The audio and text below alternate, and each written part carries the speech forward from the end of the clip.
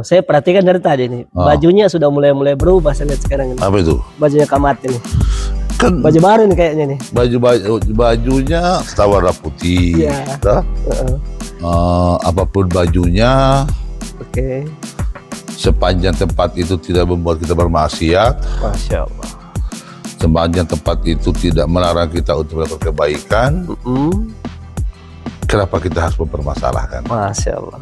Bajunya tidak masalah, oke? Tidak masalah. Hari-hari terakhir ini kan memang jagat media Ya. banyak sekali terganggu dengan bergabungnya saya di.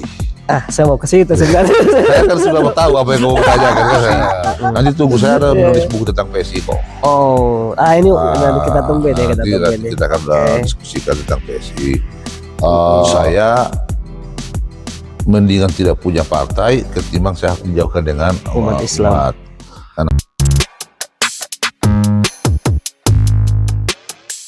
Baik, Bismillah, Assalamualaikum warahmatullahi wabarakatuh. Ketemu lagi di Infodongs. Hari ini kita bertamu di kediaman Bapak Haji Ahmad Ali dalam suasana Ramadan. Sebelum kita bincang panjang lebar, rindu selama 2 tahun tidak ketemu kita nih, Kak. Masa 2 tahun? 2 tahun, Kak. Cukup lama ya? Cukup lama. Oke. Bagaimana, sehat, Kak? Alhamdulillah sehat. Ini tampaknya wajahnya semakin cerah ini. Kan dimanapun harus berada, Iya. suasana apapun, suasana yang gembira kan harus kita ciptakan. Masya Allah. Ini saya perhatikan dari tadi nih, bajunya sudah mulai berubah saya lihat sekarang ini. Apa itu? Bajunya Kamat ini. Kan baju baru nih kayaknya nih. Bajunya warna putih. Iya. Apapun bajunya, sepanjang tempat itu tidak membuat kita bermaksiat, Masya Allah. sepanjang tempat itu tidak melarang kita untuk melakukan kebaikan, kenapa kita harus mempermasalahkan? Masya Allah. Bajunya tidak masalah, oke? Tidak masalah. Kan hari-hari terakhir ini kan memang jagat media banyak sekali terganggu dengan bergabungnya saya di.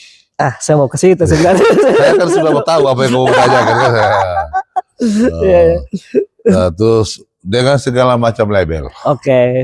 PSI, Partai Kafir, iya betul, partai yang macam-macam segala macam. Saya bilang PSI, Golkar, PKS, Gerindra, semua partai itu adalah benda mati, wadah, betul. yang tidak bernyawa.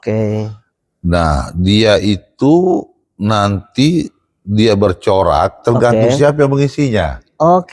Iya kan? Betul. Nah, apakah dia akan berpaham Wahabi, tergantung Syiah atau Zionis, tergantung siapa yang ada di dalamnya. Tapi kalau Ahmad Ali bergabung di PSI, masa dianggap Ahmad Ali jadi kafir? Ya kan?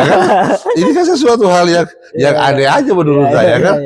Saya menjadi aneh itu para penuduh. Saya, tapi saya yakin waktu itu orang yang menyayangi saya sebenarnya. Betul. Tiba-tiba jadi termul ini Ahmad Ali. Saya ini termul generasi pertama. Nah, terus saya tidak yakin mereka punya lebih banyak melakukan kebaikan. Ya kan itu? Iya betul. Nah, yang masalah buat saya itu kalau PSI ini melarang saya untuk melakukan kebaikan. Itu baru masalah itu. Itu masalah. Tapi alhamdulillah ketika saya bergabung, ya memang awalnya kalau seperti dituduh partai ini kafir, bukan partainya. Orang-orang yang bergabung di partai ini dulu karena ideologi partai ini awalnya lebih pada ya dianggap banyak orang mengatakan sekuler lah. Betul. Nah, kemudian setelah 2 kali ikut pemilu, terus tidak berhasil masuk Senayan. Tidak berhasil, kemudian dilakukan evaluasi, diskusi. Nanti tunggu, saya ada menulis buku tentang PSI kok. Ini nanti kita tunggu deh. Nanti kita akan diskusikan tentang PSI. Terus kemudian saya diminta oleh Pak Jokowi untuk membimbing Mas Gibran, Mas Kaisang, sebagai ketua harian. Nah, ketika saya belum bergabung, saya berdiskusi panjang. Nah, artinya bahwa saya tidak bisa bergabung kalau kemudian partai ini memusuhi umat Islam. Itu tawarannya, Pak? Ya. Karena basis saya itu umat Islam. Saya mendingan tidak punya partai ketimbang saya harus dijauhkan dengan umat Islam. Karena hari-hari saya. Nah, kemudian Kaisang juga menyahuti. Justru itu yang saya cari. Setuju. Ya, justru itu saya cari. Iya. Karena kenapa? Saya juga ini Islam. Ya. Insya Allah mau dekat dengan. Saya jadi heran, jadi kaget, kecewa, sedih. Kalau tiba-tiba kemudian akhir-akhir ini media sosial menuduh keluarga saya ini seperti anti-Islam. Betul. Ya? Betul. Iya. Nah, padahal keluarga Pak Jokowi ini menjadi salah satu saudara Islam kita yang dari apa yang saya kenal sejak 2012. Jokowi ini adalah pribadi yang sangat taat, melaksanakan perintah agama, termasuk sholat lima waktunya, tahajudnya, terus puasa Senin Kamisnya. Nah, itu dilakukan sejak zaman sudah panjang sekali. Nah, yang memang mengkagetkan saya hari ini adalah ketika tiba-tiba, karena tidak ada lagi presiden yang mendapat fitnah sebesar Pak Jokowi. Tidak ada presiden yang mendapat fitnah sebesar. Betul. Tapi di sisi lain saya juga harus mengatakan tidak ada presiden yang bekerja sekuat Pak Jokowi selama periodenya. Betul. Dan mungkin kalau saya bilang bahwa Pak Jokowi itu pribadi yang sangat sederhana, jujur, bagi orang-orang pembencinya pasti sangat jengkel sama saya. Iya kan, karena menuduh Jokowi ini korupsi lah, apalah segala macam. Tapi dari apa yang saya tahu, saya bergaul cukup dekat, saya tidak melihat tuduhan-tuduhan itu. Sama sosok seorang Joko Widodo. Fitnah yang berseliweran selama ini itu tidak datang dari penjual bakso, atau tidak datang dari orang-orang yang tidak paham agama, tapi datang fitnah yang di media sosial ini adalah tidak sedikit keluar dari mulutnya orang-orang berjenggot dan bersurban, dan celana jingkrak. Iya kan? Yang tahu betul tentang risalah ini kan, tentang fitnah agama, tentang gibah. Bukankah Allah itu melarang betul, marah betul ketika ada saudara Islam kita yang melakukan kesalahan yang nyata sekalipun, tapi itu menyangkut aib, Allah melarang kita untuk menyebarluaskan. Apalagi tuduhan-tuduhan yang disampaikan kepada Pak Jokowi tidak berdasar. Sudahkah kemudian mereka bertabayun terhadap Pak Jokowi? Kalau kemudian belum bisa bertabayun kepada orang-orang terdekatnya, kalau kemudian kalian bisa belum bertabayun, agama melarang untuk kemudian membicarakan itu sampai ada kepastiannya. Kalau itu menyangkut hajat hidup orang banyak. Nah, itu satu. Terus apa yang berkembang? Oh, Jokowi itu pembohong. Apa dia bohong? Dia janji dulu mobil SMK. Mobil apa dulu? Mobil SMK ya? Sebagai satu mimpi, sebagai satu cita-cita, sebagai satu harapan, sebagai kepala negara, harusnya kita apresiasi dong. Sah-sah saja. Lah iya. Coba bandingkan dengan janji presiden-presiden lain. Semua presiden pernah berjanji. Coba janji lah. Oke. Ya kan? Oke. SBY SBY misalnya. umpamanya. Iya. Hambalang, apa itu? Iya, betul. Mangkrak. Betul. Katakan tidak pada korupsi. Kader-kadernya ditangkap semua korupsi. Iya, betul. Anje, Inji, kemudian Mas Anas, kemudian Tri Olahraga, Jerowac, banyak sekali. Banyak, betul. Nah, terus kita lupakan semua itu. Iya. Iya kan? Iya. Nah, Jokowi, sialnya Pak Jokowi hidup di zaman media sosial, Kak. zaman Jokowi artinya gini. Nah, hari ini yang sedihnya saya adalah orang-orang yang dulu pernah hidup dengan Jokowi. Yang kembali, ya berbalik ya. Katakanlah siapa? Pak Suryo misalnya. Pak Suryo. Dulu yang memuji Pak Jokowi. Betul. Tapi kan ekspektasinya terlalu besar. Harapannya tidak terpenuhi. Terus karena mereka lihat Pak Jokowi terlalu lugu. Terlalu polos. Mereka anggap Pak Jokowi terlalu gampang ditipu, gampang dicurangin. Mas Anies, coba kalau kita lihat video-videonya Mas Anies di awal-awal, betul.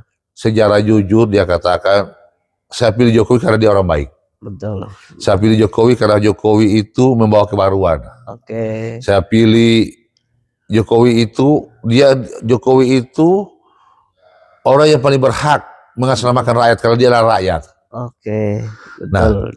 Artinya kalau ketika saya katakan Wahid orang baik, besok saya tidak akan berkatakan dia jahat. Tidak berubah. Ya karena baik itu nilai. Iya. Jadi kalau besok saya kecewa dengan seseorang, dengan Pak Jokowi, itu karena pribadi saya. Masa karena kekecewaan pribadi saya, terus kemudian saya katakan Jokowi itu busuk? Jadi tidak baik. Iya. Kan berarti ketika kau mengakui orang itu kan berarti ada maumu dong. Betul. Ya kan? Iya. Nah, Pak Anies, Mas Anies itu sahabatku. Mungkin kalau ada netizen yang kemudian meragukan persahabatan saya Anies, ya pasti netizen yang itu. Apalagi kalau ada anak abah yang meragukan persahabatan saya Anies, itu anak abah yang prematur, lahirnya prematur itu. Ya kan? Tapi saya harus mengatakan itu apa adanya, saya harus fair. Betul. Karena dulu sama-sama Pak Mas Anies, dulu menjadi timnya Pak Jokowi, kemudian dikasih dia jadi menteri. Iya. Sebagai bentuk penghargaannya. Pendidikan. Apakah Mas Anies tidak berprestasi? Berprestasi. Tapi kan tidak hanya semata-mata kecerdasan dan lain-lain. Tapi ada juga adab yang harus kita jaga. Betul. Sebagai anak buah, ojo ke susu toh Mas. Ada pimpinan, jangan juga ingin selalu kelihatan lebih pintar daripada pimpinan. Betul. Jadi ada hal-hal yang kemudian harus dijaga. Nah, jadi hal-hal seperti itu kemudian apalagi kita berhadapan sama Pak Jokowi yang menunjung betul sopan santun. Orang Solo ya. Orang Solo. Jadi sampai saya bilang sama teman-teman, kalau kalian belum bisa berterima kasih kepada Pak Jokowi, biarlah saya mewakili kalian untuk berterima kasih. Sekalipun digebuk-gebuk. Tapi itu saya. Ketika saya memilih satu pilihan, karena saya tidak ikut-ikutan. Bukan karena trennya orang ke sana. No. Saya ini politisi nasional. Iya. Tapi ketika saya memilih berdiskusi dengan Pak Jokowi, terus kan saya mengenal baik dengan Pak Jokowi. Saya tahu kok orang bilang saya ini bergabung di PSI karena minta perlindungan. Perlindungan apa? Karena rumah saya digeledah KPK. KPK itu menggeledah rumah saya ketika dia mendapatkan informasi ada dugaan yang perlu diklarifikasi. Maka dia melakukan upaya itu. Dia melakukan upaya penggeledahan mencari barang bukti. Ternyata tidak ditemukan apa-apa di situ. Nah, pernyataan saya bergabung dengan PSI itu jauh sebelum penggeledahan itu. Betul. Terus kalau saya kemudian mencari perlindungan, ya kalau begitu Pak Jokowi gagal dong melindungi saya, nggak pasang di PSI kan gitu. Artinya bahwa tidak ada hubungan sama sekali antara aksi penggeledahan itu di KPK, karena memang itu adalah kewajiban KPK. Ya. Dan bagi saya itu hal yang positif. Saya tidak pernah merasa minder dengan apa yang dilakukan oleh KPK. Saya juga tidak pernah merasa malu. Orang Palu, kecuali orang yang busuk hati aja kali ya, orang sirik aja kali ya, yang kemudian menilai saya menuduh hal-hal yang menurutku sih ya orang Palu swasta tahu sekali kepribadian tentang diri saya. Jadi insya Allah saya tidak akan mempermalukan. Saya ini mewakili orang Palu dan mewakili banyak imam-imam masjid yang bertanya-tanya ke saya, Kak. Iya. Ini kenapa Ahmad Ali Insya di PSI? Ya. Nah, kan memang ya tadi Kak Ahmad juga bilang ini kan cross sekali, dia menyilang sekali dari Kak Ahmad dulu yang sangat mendorong Anies Baswedan. Tiba-tiba tapi kan sebelumnya kan begini. Sebelumnya kan saya di Nasdem. Iya, betul. Mendorong Anies itu kan sebagai satu wadah, dari wadah. Betul. Iya kan? Iya, wadahnya bernama Nasdem. Nasdem kan? Nah, wadah Nasdem dan PSI apa bedanya sih? Iya. Sama-sama bukan partai yang religi. Bukan juga partai Islam ya. Ya gitu kan. Jadi tuduhan-tuduhan yang dialamatkan kepada Pak Jokowi, termasuk mengkriminalisasi Anies, saya bersaksi demi Allah itu tidak benar. Karena saya adalah pelaku di dalamnya. Saya ketua fraksi saat itu. Nah, Anies Baswedan tidak jadi tersangka KPK karena Pak Jokowi sejak awal tidak bersedia, tidak mau, dan bahkan menjaga dan memerintahkan salah satu kepala institusi negara untuk menjaga jangan sampai Anies Baswedan dikriminalisasi. Yang mengkriminalisasi siapa? Seperti itulah fitnah yang dialamatkan kepada Pak Jokowi. Orang-orang yang dibantu sekalipun. Dahsyat sekali berarti. Iya. Nah, insya Allah saya bergabung di PSI, wallahi atas semua keluargaku, Rp1 pun saya tidak menerima duit dari PSI. Atau dari Jokowi. Dari Jokowi, wallahi. Celaka semua keturunan saya. Masya Allah. Mau cari jabatan, semua partai politik minta saya. Iya. Nah ini pertanyaan orang, Kak. Kenapa Kak Ahmad ini pergi ke PSI? Nah begini, tidak ke PAN, ada kebaikan. Jadi sini ada satu kelompok. Yang kalau itu saya ada di situ, saya meyakini ini kita bisa memperbaiki jauh lebih baik. Punya keleluasaan. Iya, nah amar ma'ruf nahi munkar itu kita bisa cegah. Kita bisa lakukan di situ. Di PSI. Di PSI. Dan Kamat sebelum bergabung di PSI sudah ya semacam ada perbincangan dengan Gibran bahwa saya ini pribadi yang secara emosional, kultural, relasi banyak dekat dengan umat Islam. Lah iya. Dan itu saya pikir semua orang tahu lah. Dan sampai hari ini kan PSI kita sudah lihat coraknya kan. Betul. Makanya tadi Sutartono tanya ini PSI so agamis kayaknya. Jadinya apa terjadi? Memang sih banyak kelompok agama teman-teman. Jadi gini, ketika dulu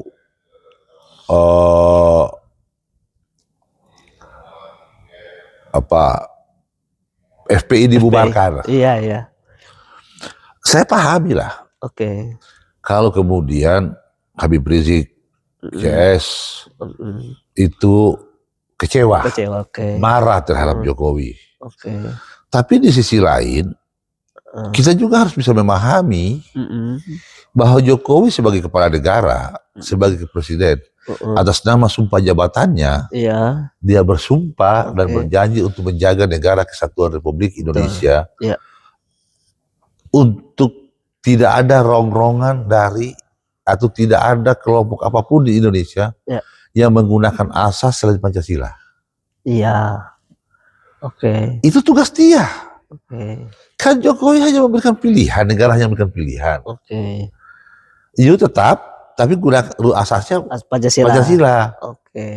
Sebagai sebuah kesepakatan bersama. Jokowi hanya menjalankan tugas itu. Negara kita negara Pancasila, Betul. bukan negara agama. Iya, iya. Kan gitu. Iya, iya. Nah, jadi tolong kita pahamin itu. Di sisi umat Islam, di sisi mana dirugikan oleh Jokowi? Oke. Iya kan? Jadi jarang. Berhentilah kita untuk menggibah. Betul, betul, betul. Tanpa kita sadar, kita semua orang Indonesia merasakan, menikmati apa yang dilakukan oleh Pak Jokowi kok dia. Ya, di periodenya. Periode dia. Saya aktivis Islam, kita sama-sama aktivis Oke, Islam. oke.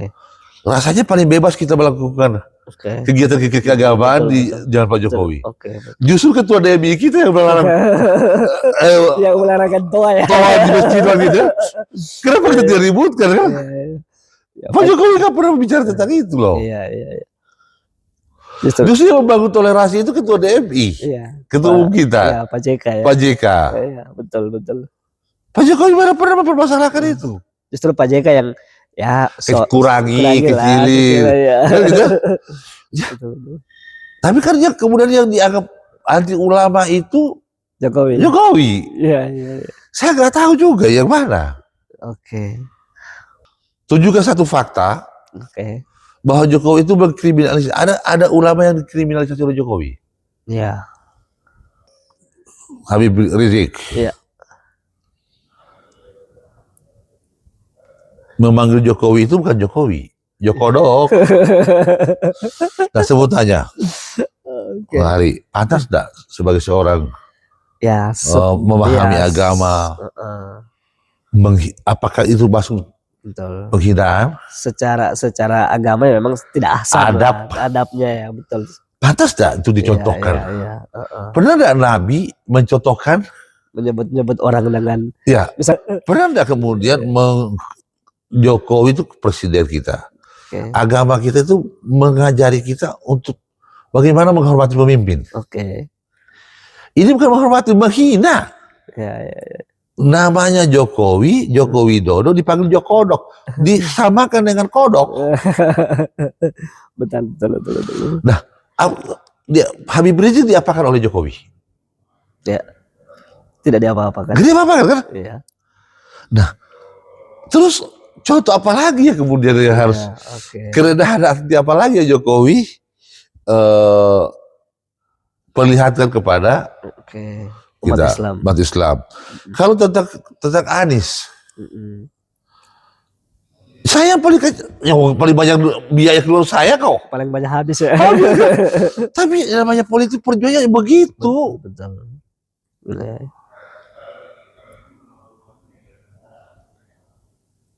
Memang resiko perjuangan harus. Ya kalau tidak mau mengambil resiko, jangan berpolitik. Jangan ikut berjuang, bukan berpolitik. Itu bukan berpolitik, itu berjuang. Iya. Paling tidak nanti di hadapan Allah, ketika Allah bertanya tentang harta saya, ketika terjadi sesuatu umpamanya, kita tidak minta-minta di negara kita, terjadi sesuatu hal yang diakibatkan oleh pemimpin.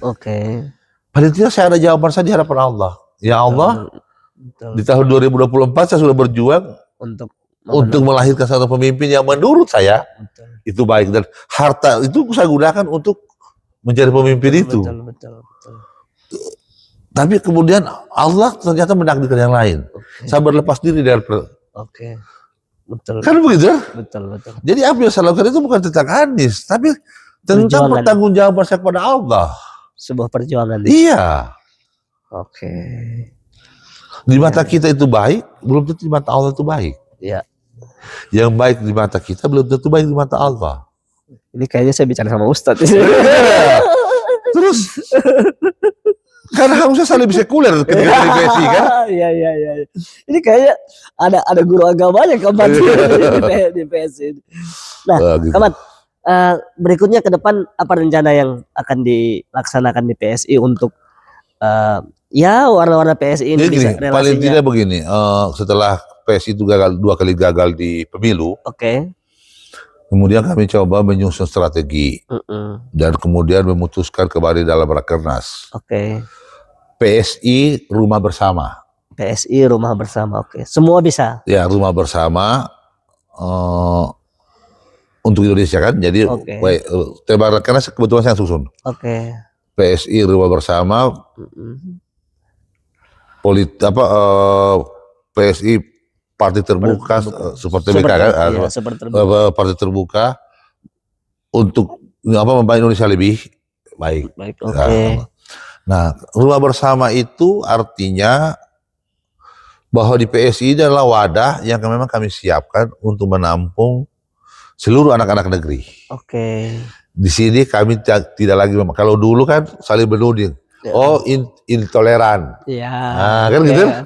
Waktu zaman awal-awal.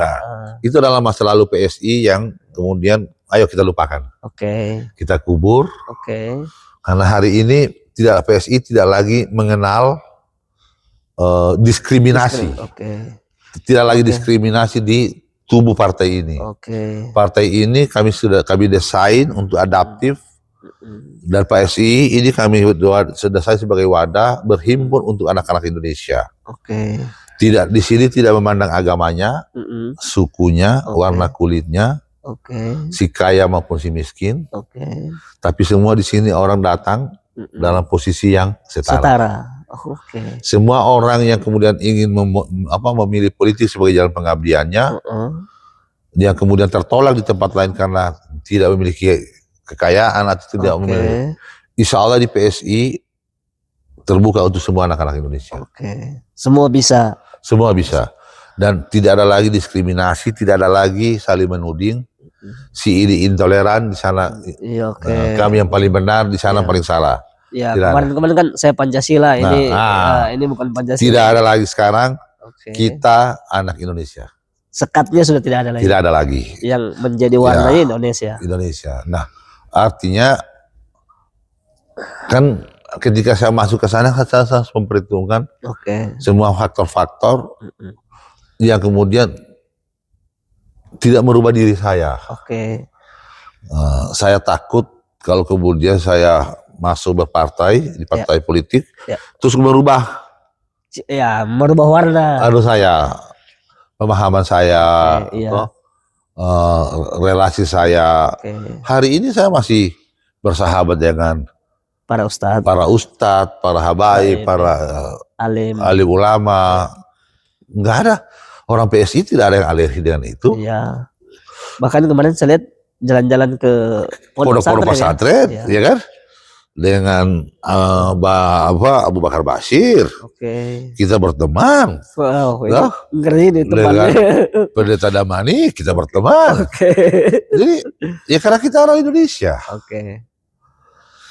Di labeling itu udah tidak lagi ada di kita hari ini. Nah ini yang saya cari selama ini. Memilih PSI itu adalah pilihan yang tidak mudah memang bagi saya. Iya, karena kalau dipikir kan harusnya ada PAN, ada Gerindra, ada Golkar. Tapi pertanyaannya, apa yang saya bisa lakukan di situ? Betul. Apakah saya sedang mencari kenyamanan? Saya sudah nyaman kok. Iya. Ini ngurus kebun sebenarnya. Tapi kan yang saya heran sekarang dituduh, ini partai sesat lah, apalah. Yang nuduh saya tersesat, yang kafir saya, emang dia punya pondok pesantren. Betul. Udah berapa banyak? Nah jadi sudahlah, berhentilah kita hal seperti itu, tidak jabah lagi. Sekarang adu karya ya. Waktunya kemudian kita menunjukkan anur kita kan, katanya berpegang teguh pada Al-Quran dan hadis. Bukankah Nabi bilang sebaik-baik manusia paling bermanfaat untuk orang lain. Ayo kita berlomba-lomba untuk memberi kemanfaatan untuk orang lain. Saya meyakini betul bahwa lewat PSI ini saya bisa memberikan kemanfaatan yang lebih besar untuk bangsa, untuk manusia, dan untuk umat. Target ke depan PSI di parlemen gimana Kak? Kan di negara ini kan sekarang sudah dilarang kita untuk bermimpi. Kalau kita bilang mengalahkan partai tertentu, ribut lagi kan. Paling tidak, setidaknya kami harus berjuang untuk lolos di parlemen. Dengan berapapun parliamentary threshold yang ditetapkan oleh pemerintah. Sulawesi Tengah sendiri?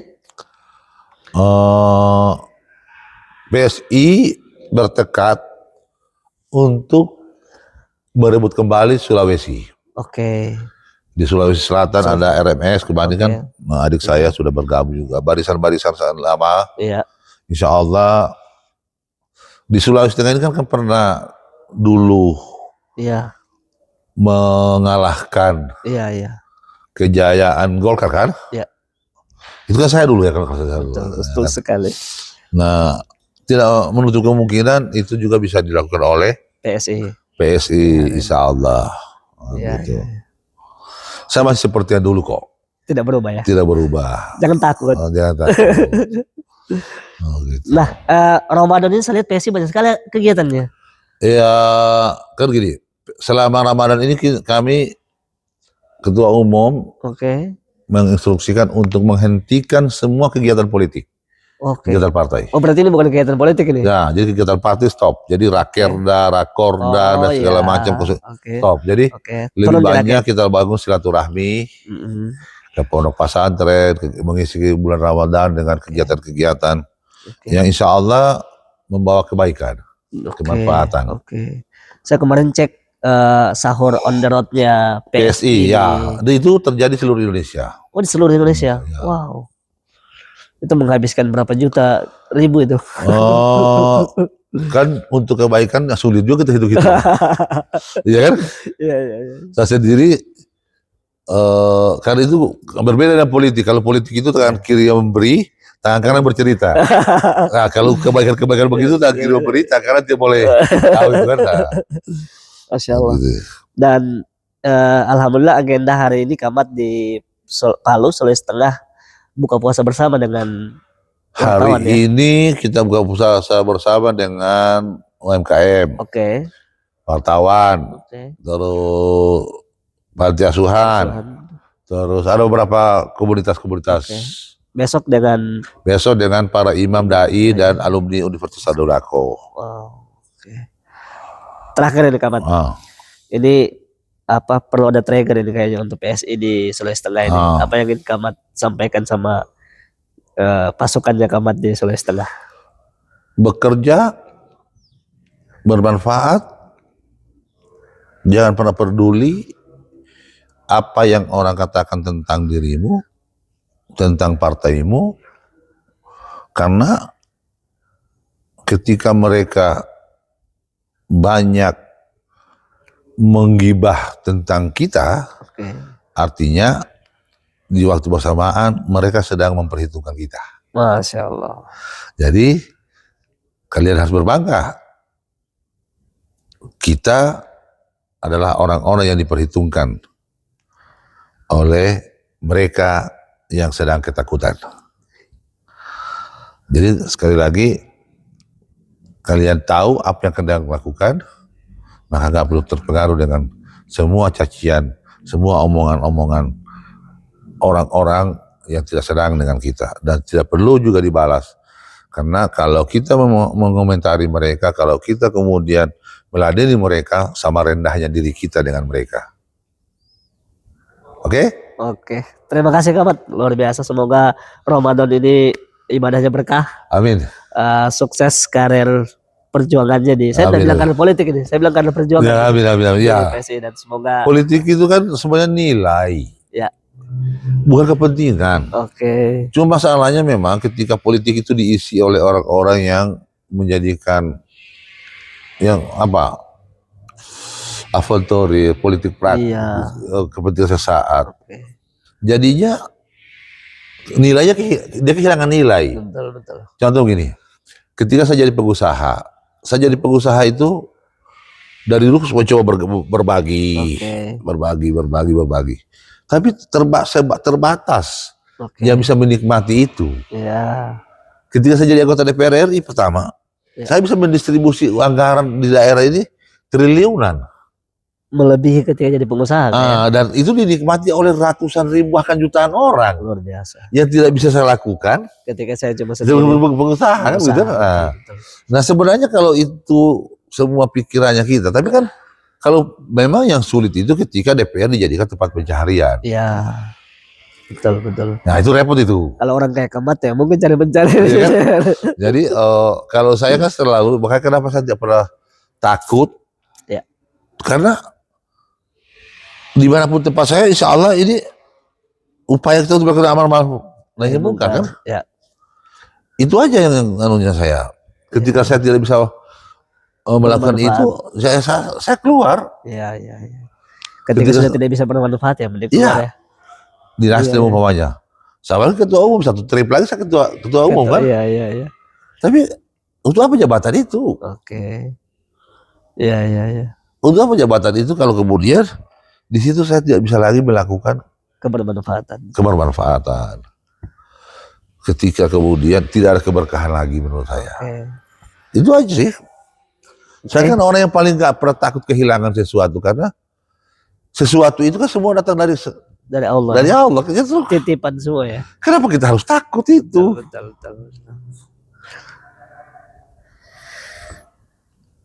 Oke Kak. Oke. Terima kasih atas bincang-bincang sorenya jelang buka puasa, dan insyaallah semoga semakin sukses. Nanti kita sebentar subuh kita. Oh ya, sebentar subuh kita sahur on the road. Sahur on the road, kita keliling ke apa? Ke tempat-tempat.